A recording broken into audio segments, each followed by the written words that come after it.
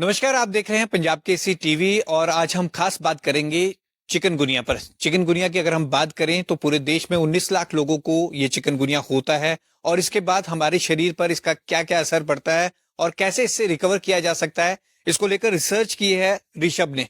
ऋषभ हमारे साथ हैं, इनसे बात करते हैं। पीजीआई स्टूडेंट है फिजियोथेरेपिस्ट के और उनके साथ अनिरुद्ध उनियाल है, फिजियोथेरेपिस्ट पीजीआई से।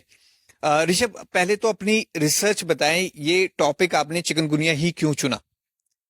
सर, मैंने गुनिया टॉपिक इसलिए चुना है बिकॉज ये बहुत ज़्यादा कॉमन होता जा रहा था एंड हमारा फील्ड का काम इसमें था, बट वो कहीं ना कहीं छिप गया था कि ज़्यादा लोग को इसके बारे में अवेयरनेस नहीं थी, इसलिए मैंने इस टॉपिक को उठाया। ऋषभ, जैसा आप कह रहे हैं कि चिकनगुनिया 19 लाख लोगों को होता है, आपने ये रिसर्च की प्रॉपर, इसमें कई आर्टिकलों को आपने रीड किया, उसके बाद ये इंडियन जर्नल में भी पब्लिश हुआ है, तो ये बड़ी अचीवमेंट है।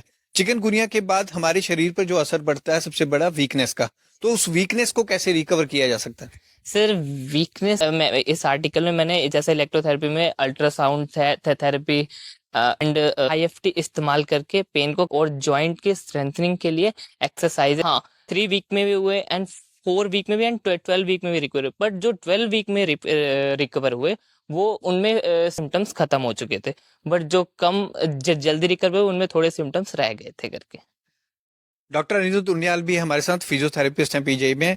अनिरुद्ध, जिस तरह से ये रिसर्च हुई है चिकनगुनिया को लेकर, आप ये मानते हैं कि शरीर को फिजियोथेरेपिस्ट जिस तरह से जो वीकनेस होती है उसको इजीली दूर कर सकते हैं? देखिए, बहुत ही ज़रूरी है क्योंकि आज हम देख रहे हैं किस प्रकार से day by day lifestyle disorders बढ़ते जा रहे हैं और इस प्रकार के लाइफस्टाइल डिसऑर्डर्स के प्रिवेंशन के लिए एंड ट्रीटमेंट के लिए physiotherapy plays a very vital role. Rishabh Mishra ji के नेतृत्व में रिसर्च हम 4 डॉक्टरों ने पीजीआई चंडीगढ़ में की है और मुझे लगता है बहुत ही आने वाले समय में एक ऐतिहासिक, क्योंकि अभी तो हम बेसिकली मेडिकल मैनेजमेंट पे इस पे ज़्यादा फोकस करते थे या कहें आम भाषा में तो हम घरेलू उपचार पे ज़्यादा फोकस करते थे, लेकिन फिजियोथेरेपी कैसे एक drug less cost effective treatment कैसे बन के उभरा है समाज में और कैसे विदाउट एनी साइड इफेक्ट हम पेशेंट को ठीक कर सकते हैं। पेशेंट की जो ओवरऑल हेल्थ है, जो ओवरऑल एफिकेसी है, जो ओवरऑल प्रोडक्टिविटी है, उसमें it plays a very important role. और मुझे लगता है कि आने वाले समय में physiotherapy is going to lead this system and is going to lead the treatment protocol.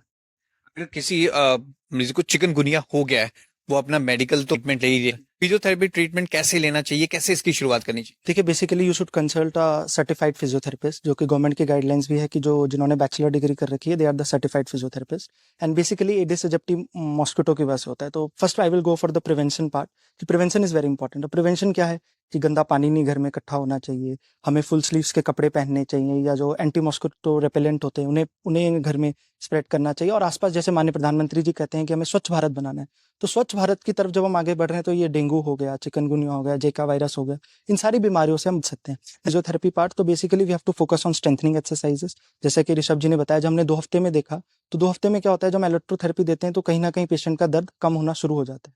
3 हफ्ते में हमने देखा कि बॉडी में कैलिकुलर चेंजेस आने शुरू हो गए। 4 हफ्ते में हमने देखा कि पेशेंट की रेंज ऑफ मोशन भी बढ़ने लग गया और दर्द कई हद तक कम हो गया। और 12वें हमें हफ्ते में हमने देखा जो वेस्ट स्कोर होता है वो भी कम होने लग गया, पेशेंट की overall quality of life improve होने लग गई और कहीं ना कहीं पेशेंट पूरी तरीके से रिकवर होने लग गया। तो उसके लिए patient has to go to a certified physiotherapist जो कि सर्टिफाइड हो और उनसे जाके एक प्रॉपर ट्रीटमेंट प्रोटोकॉल बना के, क्योंकि इसका कोई साइड इफेक्ट तो है नहीं, कोई नुकसान तो है नहीं। और इसका दूसरा फायदा क्या है कि जो आपकी मसल स्ट्रेंथन होती है, तो इट्स नॉट अबाउट चिकनगुनिया, ये जो आपको आने वाले समय में जब हम बुढ़े हो जाएंगे तो जो आर्थराइटिक चेंजेस हैं, जो बॉडी में अन्य बीमारियां होने के चांसेस हैं, उसको भी कहीं ना कहीं प्रिवेंट करता है। अनिरुद्ध, ये रिसर्च तो हो गई है, अब इसको अप्लाई कैसे करेंगे? पब्लिश भी हो गई है, अब इसको अप्लाई कैसे करेंगे? पीजी में भी अप्लाई की जाएगी अभी? विभिन्न राज्यों में भी कैंप्स चलते हैं हमारी फाउंडेशन के थ्रू, मिशन चिरंजीवी भारत के अंतर्गत। तो मुझे लगता है कि देश के सभी लोगों को इसमें हमारे साथ जुड़ना चाहिए और मिलकर हम कैसे समाज को अच्छा कर सकें। स्वस्थ भारत, जब माननीय प्रधानमंत्री जी कहते हैं कि 2047 तक हमें एक विकसित भारत बनाना है, तो उस विकसित भारत में जो इस देश का युवा है, उस देश के युवा का सबसे पहले स्वस्थ होना जरूरी है। अब आज आप मेरा इंटरव्यू ले पा रहे हैं, मैं यहाँ पे आ पाया हूँ, इसीलिए क्योंकि हम स्वस्थ हैं।